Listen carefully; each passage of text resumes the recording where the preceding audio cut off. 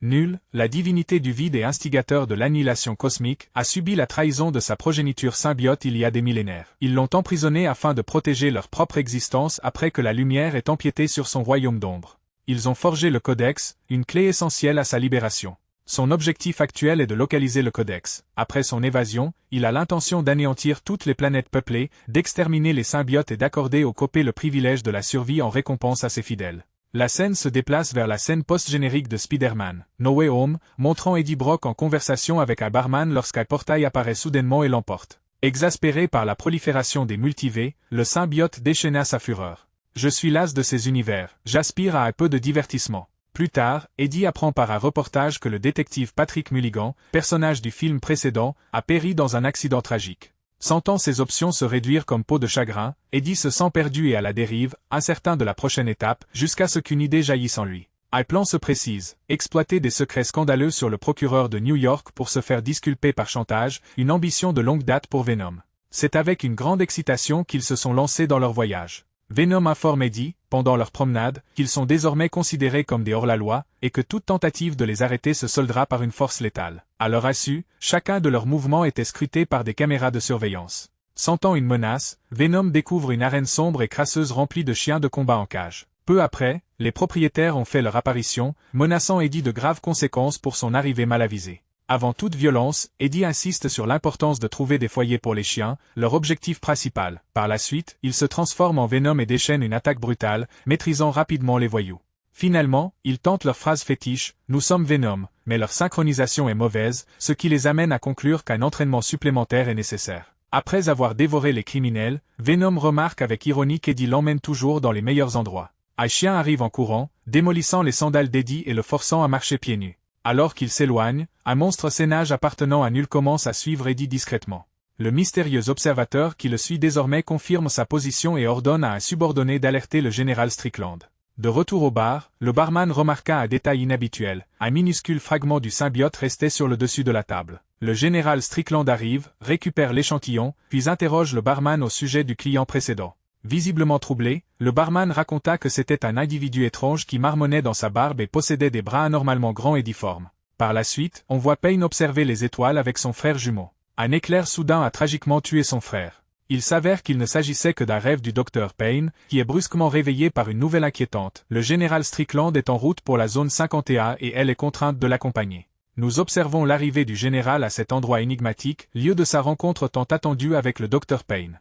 Le rôle de Strickland consiste à collecter des symbiotes, tandis que la responsabilité du Dr Payne réside dans leur analyse. Dans leur discussion, la collègue de Payne, surnommée Noël en raison de ses tenues festives exubérantes, révèle qu'elle a sauvé un autre symbiote précédemment présumé mort. Malgré son sarcasme habituel, Strickland n'a pas pu s'empêcher de taquiner Christmas sur sa tenue de fête, avant d'apprendre que c'était un cadeau de sa mère. En privé, le Dr P et Strickland relatent la conclusion de la conversation. Dans les profondeurs insondables, totalement imperceptibles aux humains et autres créatures, ils élaborent la stratégie de leur prochain coup. Avant de rencontrer Patrick, désormais le premier hôte symbiote entièrement compatible, ils portent des combinaisons de protection pour se prémunir contre d'éventuels virus ou bactéries. Durant la réunion, le Dr Payne a annoncé à Patrick qu'ils avaient épuisé toutes les options pour le sauver et qu'ils ne disposaient d'aucune alternative.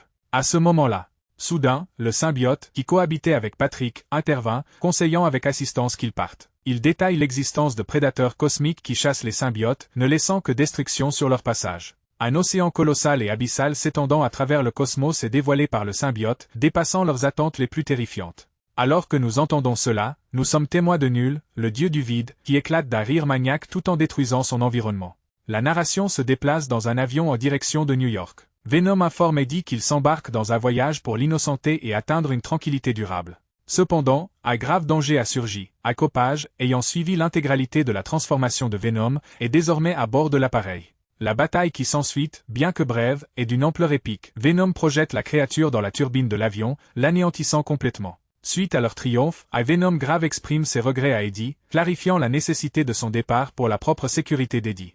Instantanément, il saute de l'appareil, se transformant en parachute pour assurer leur descente en toute sécurité. Plus tard, nous rencontrons une famille qui a consenti à d'importants sacrifices pour réaliser le rêve de Martin de visiter la zone 51. Ils ont économisé et mis de côté chaque centime possible pour que ce voyage devienne réalité. Même si des pans de ces nages s'effondraient autour d'eux, leur excitation éclipsait le danger.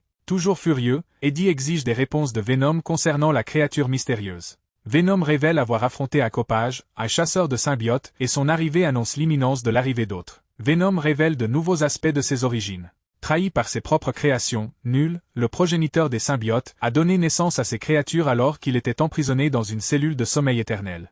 Venom a réagi avec une terreur immédiate à l'évocation du nom de Null, plaquant une main sur la bouche d'Eddie pour le faire taire, l'avertissant de ne plus jamais prononcer ce nom. La crainte est omniprésente, même prononcer le nom de Null pourrait attirer son attention. Venom explique que Null le poursuit parce qu'Eddie possède le Codex, une énergie vitale singulière formée lors de la mort d'Eddie et de sa résurrection subséquente par le symbiote. Cette coalition a créé le Codex, l'instrument permettant de libérer Null de son confinement hors du temps. La détection du Codex par le Zénap est limitée à la manifestation complète du symbiote, mais il présente des expressions subtiles, indétectables. Une conséquence critique est que le Codex disparaît à la mort du symbiote ou de son hôte, un sort que les deux parties souhaitent éviter. Ils ont continué à marcher jusqu'à ce qu'ils aperçoivent un cheval. Malgré ses réserves, Eddie l'utilisa volontiers comme un moyen plus rapide de traverser le désert. Pendant ce temps, Strickland et le Dr. Payne sont engagés dans un débat concernant l'essence des symbiotes. Payne pense qu'il fit quelque chose, tandis que Strickland suggère qu'ils ne font que migrer. La nouvelle du saut insolite d'un homme depuis un avion interrompt brusquement leur conversation. Strickland déploie immédiatement ses troupes, traquant rapidement Eddie et Venom. Venom plonge Eddie dans l'eau pour le protéger, mais malgré leurs efforts pour échapper à la capture, ils sont poursuivis et séparés de force. Se transformant en poisson pour échapper à la capture, Venom observe Eddie, désespéré et piégé, abattre un agent, une décision qui le hantera. Par la suite, Venom se retrouve capturé et commence à se détériorer. Alors que Strickland observe la créature traqueuse de symbiote, attirée par le signal de Venom et se rapprochant pour la capture, l'armée redirigeait ses tirs, visant la nouvelle menace et offrant involontairement à Eddie l'opportunité de s'échapper. Par la suite, Strickland informe le Dr. Payne des événements, ce qui l'amène à croire les avertissements de Patrick. En fuite et pourchassé par les autorités, Eddie informe Venom qu'ils doivent rester cachés jusqu'à New York car les forces spéciales et la police les traquent sans relâche. Après avoir entendu le rapport de Strickland, le Dr. Payne est allé voir Patrick et son symbiote. Elle les informe que le chasseur de symbiotes est arrivé. Le symbiote de Patrick se transforme en sa forme complète, démontrant sa capacité à détecter d'autres symbiotes, mais le symbiote que Null recherche est absent. Il relate la traque par Null du dernier porteur du Codex, un succès qui sonnerait le glas pour tous. De plus en plus inquiet, Strickland s'enquit des méthodes pour empêcher Null de l'acquérir.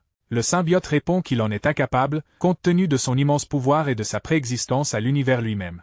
Cela souligne que le Codex persiste tant que le symbiote et l'hôte sont en vie, mais disparaît à la mort de l'un ou l'autre. Strickland, désormais résolu, informe le Dr. Payne de son intention d'éliminer l'un d'eux pour neutraliser la menace, une proposition qu'elle semble rejeter. Simultanément, le récit revient sur Martin, alors qu'il se rend à la zone 51 accompagné de sa famille. Il présente Eddie à sa conjointe, Nova, ainsi qu'à leurs enfants, Echo et Leaf. Voyant qu'Eddie n'a pas de chaussures, Martin propose d'aller à Las Vegas en voiture. De plus, ils ont fait part de leur intention de visiter la zone 51, espérant apercevoir des extraterrestres avant sa fermeture définitive. Dès que Martin propose de la nourriture à Eddie, Venom la jette immédiatement et sans hésitation.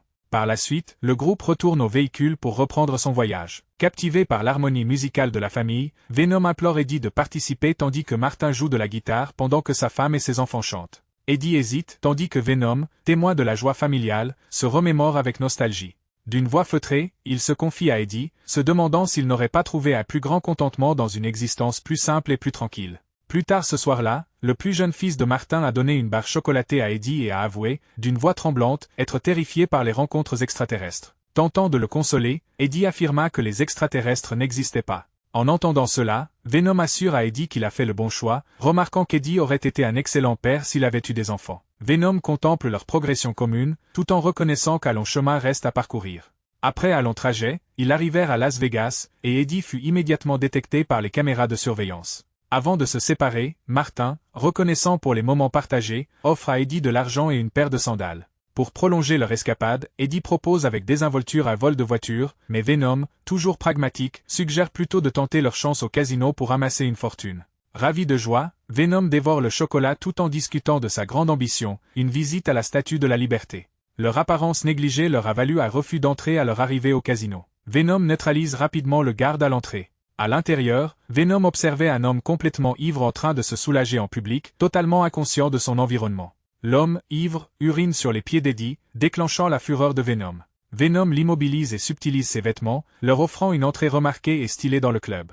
Venom, grisé par l'ambiance du club, a rapidement dilapidé toute sa fortune aux machines à sous. Cependant, leur chance tourne radicalement lorsqu'il rencontre Madame Chen, qui croule sous l'argent après une série de gags. Prenant conscience de l'odeur désagréable d'Eddie, elle lui proposa d'utiliser sa chambre pour se rafraîchir avant de suggérer une célébration en groupe.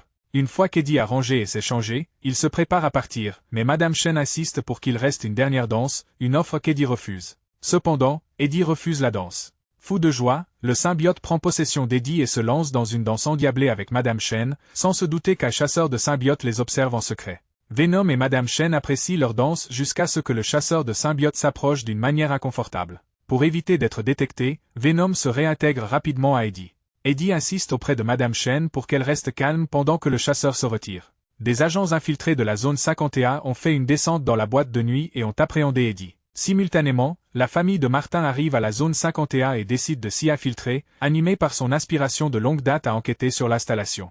Au sein du laboratoire, le Dr Payne découvre la détérioration rapide des symbiotes en l'absence d'un hôte compatible. Sa conclusion est que réunir Venom avec les autres symbiotes est nécessaire pour stopper le processus de dégradation. Quand Eddie reprend conscience au laboratoire, il est dans un état second, ayant été capturé, et apprend que Patrick est toujours vivant. Soudain, Strickland fait irruption dans le laboratoire, annonçant au Dr Payne qu'elle a été démis de ses fonctions et qu'il est désormais responsable. Strickland dévoile son plan machiavélique pour assassiner Eddie, déterminé à anéantir le codex et à le garder hors de portée de nul. Patrick met en garde Eddie et lui demande de protéger le codex, expliquant qu'il est crucial pour la survie face à une armée de symbiotes imminente. Il décide de libérer le symbiote Venom. Visiblement consterné par la sévérité de la décision, le Dr Payne a exprimé son désaccord avec la solution radicale de Strickland. S'opposant au plan de Strickland, le Dr Payne et son collègue ont pris des mesures décisives. Cependant, le symbiote Carnage, également présent dans le laboratoire, détecte immédiatement Venom et tente agressivement de le capturer. Alors qu'il se ruait en avant, le symbiote de Patrick tenta d'interférer, mais fut tragiquement consumé par Carnage, démontrant une puissance supérieure à ce que quiconque avait anticipé. Alors que la situation dégénérait, les symbiotes restants se sont échappés du laboratoire et se sont frénétiquement liés aux autres disponibles dans une tentative désespérée de combattre Carnage. Dans un front uni contre la menace monstrueuse, les symbiotes dépensent toute leur énergie, employant toutes les stratégies pour détourner le Carnage-Sénage, donnant à Venom le temps de s'échapper. Depuis leur position élevée, la famille de Martin observait l'agitation, à l'abri des regards et à l'écart. Certains symbiotes peuvent même détruire des sections du laboratoire, facilitant ainsi l'évasion de Venom. Pendant ce temps, le carnage implacable consume les symbiotes un par un. Alors que l'évasion se déroule, le Dr Payne s'empare d'une capsule contenant un symbiote et s'enfuit. Poussé par sa détermination à protéger le codex, Eddie tente de s'échapper, mais remarque la famille de Martin à proximité. Il se retrouve incapable de partir sans un adieu. Mettant à profit les pouvoirs de Venom, il s'est rapidement élevé jusqu'à leur position. En arrivant, Eddie avoue au jeune Echo qu'il a inventé toute l'histoire. Les extraterrestres existent bel et bien, et son plus proche compagnon est en réalité un être venu d'une autre planète. Avec un signe de tête reconnaissant à Echo pour le chocolat, Venom apparut, sa gratitude provoquant un sourire chez le garçon malgré le chaos environnant.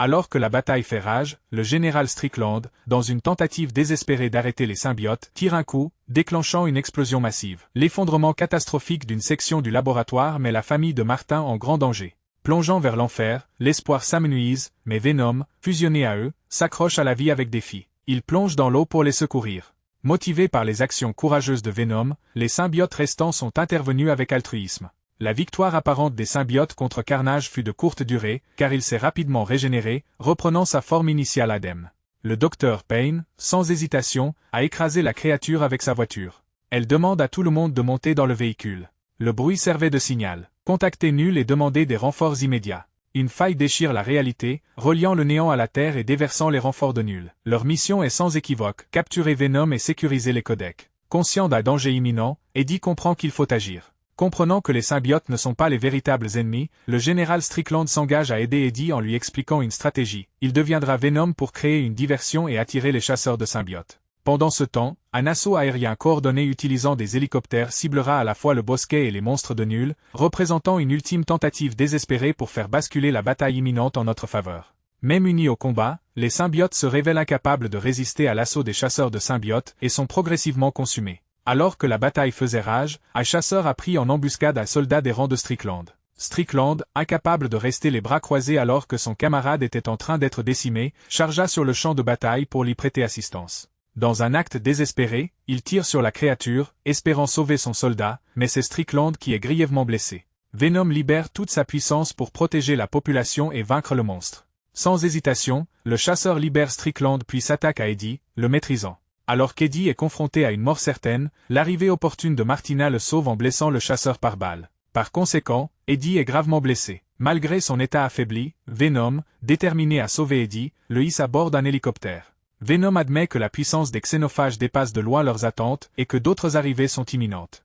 Venom déplore avec amertume son rêve brisé de contempler la Statue de la Liberté. Espérant garder une attitude positive, Eddie lui a dit qu'ils allaient s'en sortir, mais Venom, désespéré, a avoué qu'ils étaient condamnés. Des hordes de chasseurs ne cessent d'arriver, la défaite semble inévitable. Avec lassitude, Venom rassura Eddie, déclarant que leur partenariat devait prendre fin de manière permanente. Unis, ils affrontent les chasseurs, défiant leur progression. Dans un ultime et désespéré sursaut, Venom libère toute sa puissance, résistant à l'assaut des chasseurs tout en luttant pour les contenir. Se tournant vers Strickland, grièvement blessé, il le supplie d'activer le réservoir d'acide du laboratoire, espérant ainsi éliminer les créatures. Il ordonne au Dr Payne et à son collègue de fuir à toute vitesse pendant qu'il active la machine. Conscient de la situation désespérée et reconnaissant ses maigres chances de survie, Strickland finit par céder. Alors que l'acide envahit le laboratoire, Venom accomplit un dernier acte d'héroïsme. Un bain d'acide envahit la salle, engloutissant Venom et le dernier des chasseurs. Il pousse Eddie hors de danger, jurant qu'il ne l'oubliera jamais et l'encourageant à faire de même.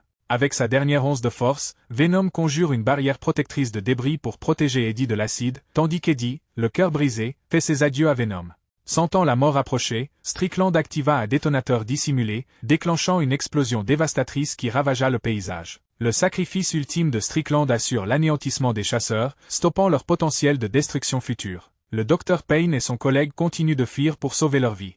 Hanté par l'évasion actuelle, le Dr Payne est assailli par un flashback saisissant de la mort de son frère, se remémorant une fuite étrangement similaire. Submergée par la peur et l'adrénaline, elle réalise que son collègue a trébuché et est tombé en arrière, le mettant gravement en danger. Son ami semble voué au même destin tragique que son frère, mais le Dr Payne se souvient de l'échantillon de symbiote qu'elle conserve. Ses pouvoirs naissants lui confèrent une vitesse surhumaine. Instinctivement, elle l'utilise, créant un lien avec le symbiote Flash. Speed réussit à la secourir. Après l'explosion, Eddie apparaît vivant mais complètement dévasté avant de perdre connaissance. Se réveillant quelque temps après, il est confus et divague sur une expérience étrange, comme sorti d'un rêve. Submergé par le chagrin, il appelle instinctivement Venom, son fidèle compagnon, aspirant à une réponse. Un général au visage grave, debout à proximité, brise son espoir en affirmant de manière définitive que Venom est irrémédiablement perdu, disparu de ce monde à jamais. Bien que la situation soit sombre, le général rassure Eddie en lui disant que, malgré la disparition du symbiote, lui et Venom sont reconnus et appréciés dans tout le pays. Le général précise qu'Eddie peut prendre un nouveau départ, mais l'avertit sévèrement de garder confidentiels les événements de San Francisco et son passé récent. Si Eddie a l'audace de révéler la vérité, il sera condamné à exister dans des ténèbres perpétuelles pour le restant de ses jours. Par la suite, on voit Eddie arpenter les rues de New York, plongé dans ses pensées, se remémorant ses expériences partagées, aussi bien positives que négatives, avec Venom.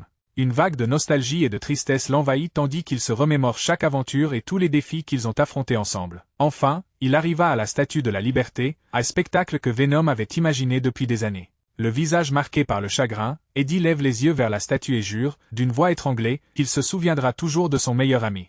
Ainsi s'achève Venom 3, The Last Dance, bien que l'histoire continue. La première scène post-générique révèle un Hulk furieux proclamant la défaite de son champion. Son visage se tordit de rage, il déclara être le propriétaire des planètes, promettant leur destruction flamboyante sous son regard attentif. Observez son anéantissement.